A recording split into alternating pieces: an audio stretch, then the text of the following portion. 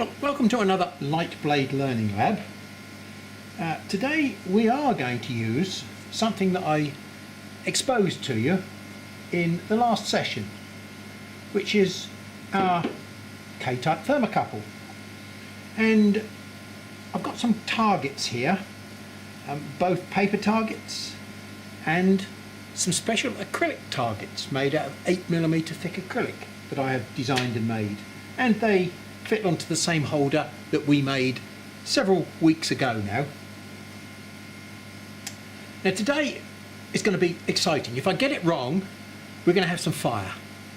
If I get it right, I won't gain too much disapproval from Thinklaser. But what I'm going to show you is not necessarily for you to do or play with. I'm trying to demonstrate to you yet more technical details about this laser beam, because we've discovered over the past few sessions that something that should be maybe a 4 or 5mm diameter laser beam, who knows, it isn't clearly specified, but people believe that we've got a 4 or 5mm laser beam on this 60-watt laser. I'm afraid my answer to that is hogwash. And I know that to be the case, and I've demonstrated it to you on one occasion earlier. You cannot burn an 8mm hole in a piece of paper with a 4mm beam.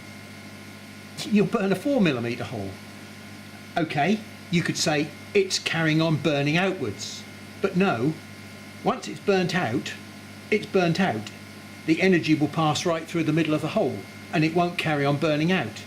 This is supposed to be a coherent beam of energy which, like this pencil, stays the same shape as it passes through the machine. From the laser it comes out that shape, and as it hits the last mirror it's supposedly that shape. Let's see what comes out of the tube and what eventually hits this last mirror, because it makes a big difference to how you set your mirrors up and how accurately you set your mirrors up, and just how much energy you're losing because you haven't set your mirrors up properly. We're going to start off by taking a quick look on this keyboard. We've already seen that the pulse control, I can just pulse it like that, just touch it, and it works.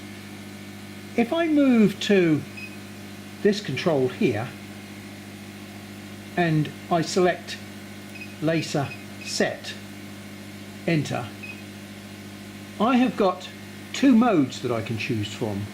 One of them is called continuous and the other one is called manual. This is rather ambiguous. Manual basically means that I press the button, pulse button, once and I get this length of laser time regardless of whether I'm holding the button or not. If I turn it over to continuous like that, it means I get what I press on that button. If I just go flip, that's all I get. So today we're going to be using manual mode, and these are milliseconds. So what I've got there at the moment is half a second. I think half a second is going to be long enough for me to explore what I want to explore. We will be changing this to 5,000, which is 5 seconds, or maybe 4,000 shortly, but we'll start off with 500 milliseconds. Enter. We'll set our power to 67%, which is maximum. Enter. And we will just demonstrate or test that, because we'll put this up in front of here and we'll just blip the button and hopefully you'll see that I've got no control. It's running for half a second. Alright, we've got a round target this time because we're not interested in setting the beam up. What we're interested in doing is seeing what the beam size is. Now I'm going to put smoke in here which could possibly smoke the mirror. Now I'm not worried about that because the mirror is easily cleaned. The thing that's less easily cleaned and more sensitive is the lens in the bottom here. So I'm just going to remove the lens before I start this test, because I certainly don't want the lens to get smoked. If there's any debris comes in there, ash debris or anything, it's likely to go all the way down and settle on top of the lens. Those holes on there, those targets, they are 3, 6, 9, 12 and 15mm diameter. So let's just do a quick pulse and see what we get. 9, 12, 15. We're already out at about 6 or 7 millimeters, and I've only given it one little pulse. Now I'm purposely only doing it in pulses because you'll see otherwise it will catch fire if I leave it running continuously. So we do it again and again.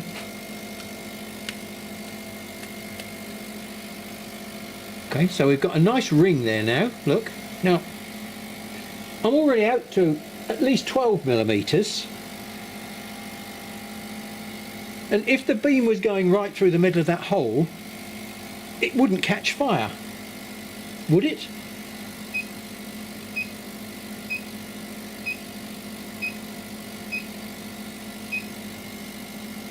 Still smoking. How can I burn a hole that's 12 millimeters diameter, which is what it is basically if we look around here?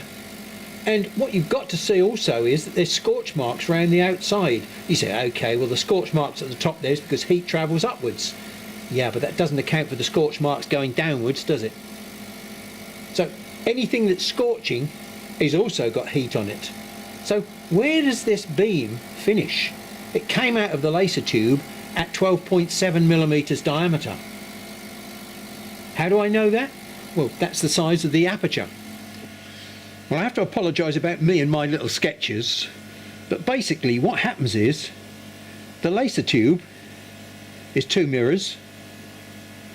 This mirror here allows some of the inside the laser tube, we're getting energy that's bouncing backwards and forwards between two mirrors, and this is the output mirror, and it's not 100% reflective. This one is 100% reflective, and the one at this end is, I don't know what the percentage is, but let's just say it's 80% reflective. That means 80% of the energy gets reflected backwards and forwards down here, but 20% of the energy escapes out through the mirror. Okay, now we've got a mirror that is that size. There's a water jacket, and the mirror sits inside the water jacket, and that is approximately 12.7. So one has to assume that the beam coming out of there, although it's not 12.7 diameter, it's a beam at what they call TEM 00, TEM 00. Now that M stands for mode, and this is something called a mode 0 shaped beam. And a mode 0 shaped beam means its energy density is what they call Gaussian, and basically that's the shape of a bell. So technically, if I was to draw from here the shape of a bell like that, that is probably the energy density that's coming out here. In other words, there's more energy down the center of the beam than there is right at the extremity of the beam. And so yes, we have got technically here maybe a 5mm beam, but what about all this stuff around the outside here? Where does that go? It's still energy. It might not be useful energy as it's travelling along, but once it gets to the lens, every bit of energy gets focused down to something thinner than that little line there. It is about 2 or 3 times the size of a human hair. Now, every ounce of energy is going to be compressed into that little teeny beeny bit there. So if we throw away even 10% of the energy at the extremes there, we've lost 10% of our energy down here. It might not appear to be useful energy, but it really is useful energy. We want to capture the maximum we can. So that's why it's most important that you line your beam up correctly when you're setting your mirrors. We can't afford to lose any. In the last session, I assumed that we had a 10mm beam, and that we probably had about 1.5 mm or so either side of the true centre line of this mirror here to catch the beam. I'm getting a bit concerned now, because we've got something there that is close to, well, certainly 12mm. So it means I've got to be extremely accurate with my beam alignment. I've got my little water trough here, and I much prefer to fire it down into water.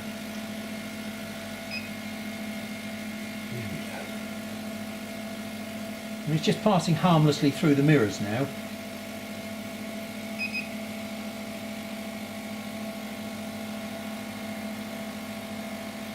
$800, $900, $1,000,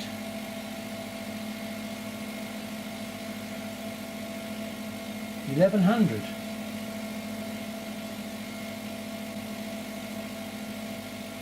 Just hunting for the maximum point, about 1100. And then I gradually drag this away from the centre. You'll see how quickly the power disappears. You can see the redness disappearing out the probe.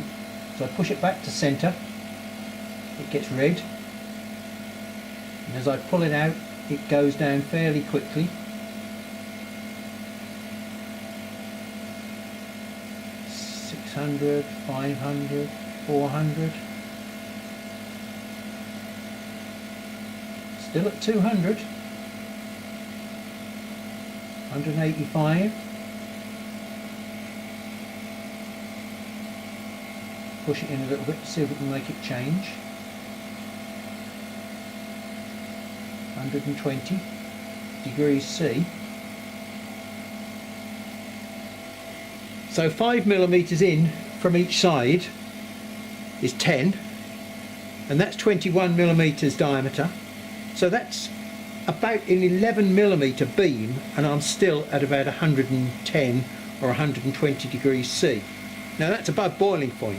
That's energy that you can't afford to lose. We've seen how difficult it is to establish what size that beam is there. We've also seen how relatively difficult it is to measure what's going on, although we've seen it's very high temperatures.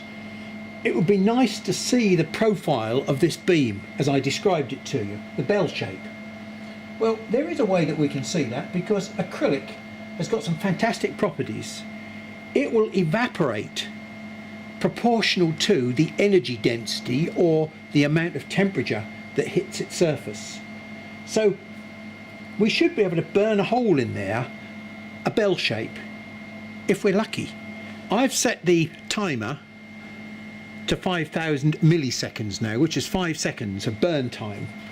And what I've got here, I've got a gentle air supply, because what I want to do is make sure this thing doesn't catch fire, because it will do, because the fumes that come off there are flammable. And so what I've got to try and do is to blow the fumes away before they get a chance to ignite. So let's give it a go and see what we get.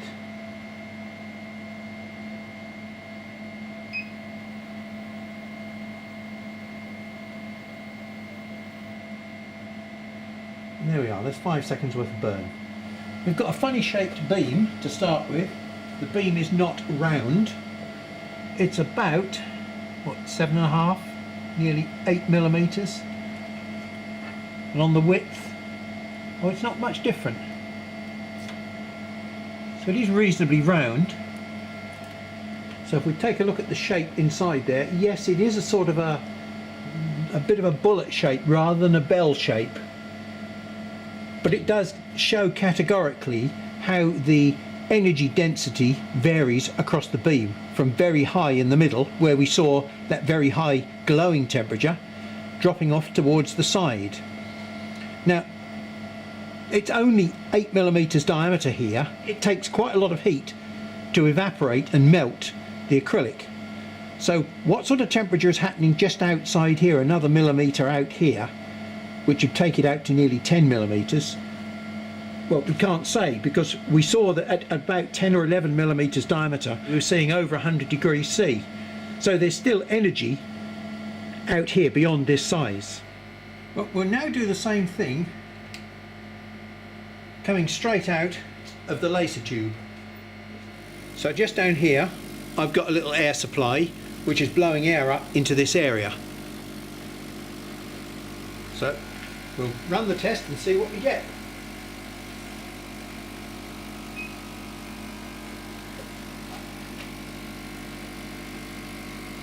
You can see it's just trying to catch fire. And now we can compare what was at the front of the machine and what was at the back of the machine. Well, that's a very interesting shape in there. So you can see several things different about those two shapes. The first thing is we've got a very, very sharp pointed beam here where the energy density is very high in the center. There's a bit of a strange step there where the laser beam tends to change completely. So let's just take a look at that from the top and you'll see what I mean. If I hold that in the light, you can probably see that step in there. Can you see that? So, hey, maybe that's the 3 or 4 millimeter beam that they talk about, and the rest of it they're ignoring. You can't ignore all this energy out here beyond that step. You can see that step very clearly, look. That's weird. Well, the good news is that it's passed through 2 mirrors and it hasn't changed its size very much at all. That's still about 7.7, 7.8 millimeters diameter. Yes, it's maybe grown about 0.2 across 2 mirrors, showing that the beam is maybe slightly diverging. But the bigger telltale that we've got there is that we're losing energy. Well, we're supposed to have about 60 watts here. We decided that we hadn't got that before, so let's just see what we've got this time. Start temperature 10.2.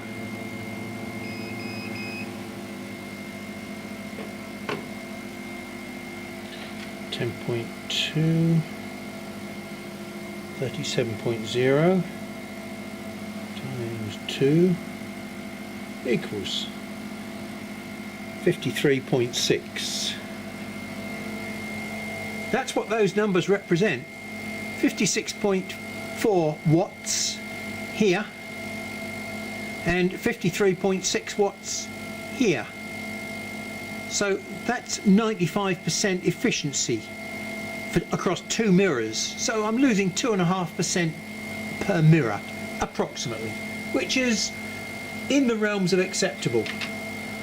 It's actually a smaller loss than I expected. So the energy is still here, it's just not as spiky as it is in this one, which is quite fascinating. And I suppose in a strange sort of way it shows that we have got our mirrors set up quite efficiently as well. Using my Macon meter, which is what I call my Sunday instrument, the one I only get out occasionally just to cross check, we got 55.2 as opposed to 53.6. Sorry, we got 55.2 as opposed to 56.4, and we got 53.6 as opposed to 53. So using these two numbers we actually had 96% efficiency. Using these two numbers we had 95% efficiency. So, you know, with this sort of instrumentation that's an entirely acceptable variation.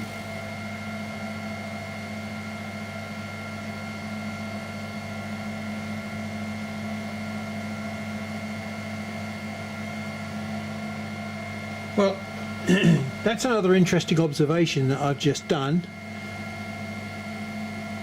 This one here is slightly shallower than that one there, but this one is supposedly a better quality mirror with a higher transmission rate. It's a gold plated mirror, and gold is supposed to have a much higher transmission rate than molybdenum. Well, I say much higher, maybe 1%, maybe 1.5%, but you know, it's supposed to be higher. But 2 mirrors, 2 gold mirrors as opposed to 2 molybdenum mirrors, and I haven't seemed to have less power here, and the results tend to prove that. Look, 54 and 50. Now I've started test work on my China machine, my other China machine, using these gold mirrors, and I'm struggling because I'm finding similar sorts of results. And I was a bit puzzled because I was convinced that I asked for copper mirrors, but I got gold-plated copper mirrors. I don't really want gold-plated copper mirrors, but I can't actually buy copper mirrors, and that's the biggest problem that I've got. I may well have to polish the gold off of them to get what I want, because I'm not so sure that it is gold. It might even be brass plating for all I know. It's yellow and it's shiny. It certainly doesn't perform like gold. That's an interesting observation that we've found. At least molybdenum mirrors are what they are. So this machine is fitted with basically almost the best mirrors you can get. It's been a fascinating session today.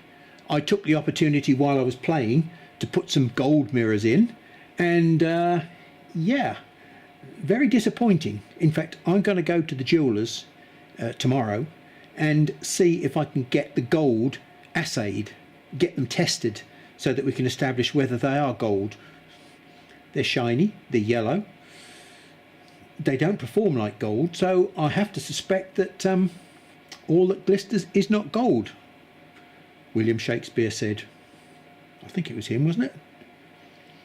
Or was it my wife? Perhaps in the next session we ought to start making something again rather than just looking at the machine. I think you've done enough learning about the anatomy of the machine, the things to watch for, the dangers. I think we've covered most of the serious basics and technicalities of the machine now. So thanks for your time again.